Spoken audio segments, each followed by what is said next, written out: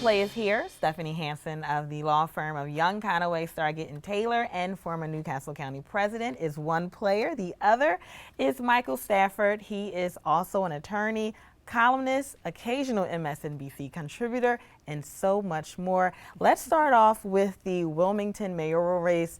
It seems like the hottest topic around here lately, and we just can't stop talking about it, especially after the debate that WHYY and WDEL hosted not long ago. Wilmington mayor was a part of the group. We know that he's been MIA at a few debates, and it seems like at that one particular debate, he was on fire. Is that a sign of strength or desperation? You know, I don't know that it's either one of those things. I think he strategically did not go to the other debates. He didn't want to be put in a forum where he was going to get beat up on. And I think that he felt that that worked for him in the past. But there's a point at which people begin to think, are you afraid? And I think he was elected in large part because of his personalities being kind of tough. Okay. So if you go through a couple of debates and you can make a stand, oh, I'm not going to be there because, you know, I don't have to be there. But then if you go through all of them and you don't show up, all of a sudden it does look like he's afraid. So I think that he strategically picked this one to come to. He was strong at the debate, and it was to come out and say, I'm not afraid. I didn't go to the other ones, and I had good reason why I didn't, and now I'm here, and this is what I have to say, so, you know, I'm still the tough person that you elected. Yeah, I mean, the more crowded the field is, and we've talked about this before, Yes. there's Williams, and then there are all the anti-Williams candidates, and the anti-Williams vote is only going to be a certain percentage. There's a number he has to hit to win this thing.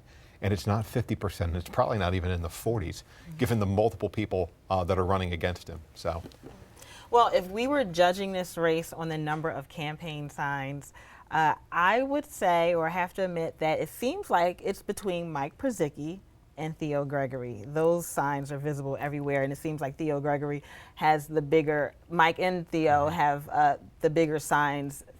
Theo Gregory even has a rolling truck. I don't know if you've seen that. Yes, he does. And so thinking about the signs and of course they're visible in many neighborhoods, does this race boil down to strength in neighborhoods? And if so, who wins that battle? Well, it does boil down to strength in neighborhoods and who gets their people out. I mean, I'll say signs on yards indicate a vote. Billboard signs don't indicate necessarily a vote.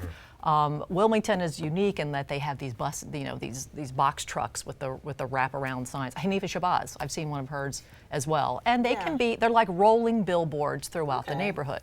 I think yard signs give you an indication of who is strong in which neighborhoods, and those are important. Other than yard signs, it's obviously name recognition is important, but it doesn't tell you as much. Okay. Yeah, and and speaking of name recognition, let's move on to the number of mailings. You put out a number a few weeks ago or once on the show about the number of mailings for candidates who run countywide, especially in Newcastle County. But what about statewide?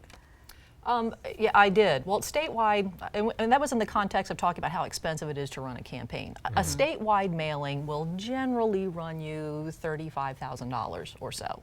Okay. But it depends on who you're mailing to. It's absolutely critical and essential to get your name out to people to do mailings such as those. People want to see something at their home. A lot of people are not on social media. They don't turn on the computer. They may not have an email address. But a lot of people want to see a card coming to them at their house that tells you something about this candidate. So mailings are important. Yes, absolutely. Okay. yeah, it plays a role, but I think we do tend to overemphasize it, like a card, a flyer, something like that doesn't have to be opened. Probably better than a letter or something along those lines. Letters Anything are that has to, deadly. it's the rate of return drops. But we have a debate schedule. We'll see Sean Barney, Brian Townsend, Lisa Blunt Rochester. So the Democratic candidates for Congress. Seems like Barney and Townsend have the most mailings. Would you say Lisa is still in a race at all? Yes. I would definitely say so. And she's been quieter, but I think she has had much more contact person-to-person contact, and Okay. particularly, And that's important. yes, and I think that they're doing very strong push polling and polls into identified, very detailed identified voters.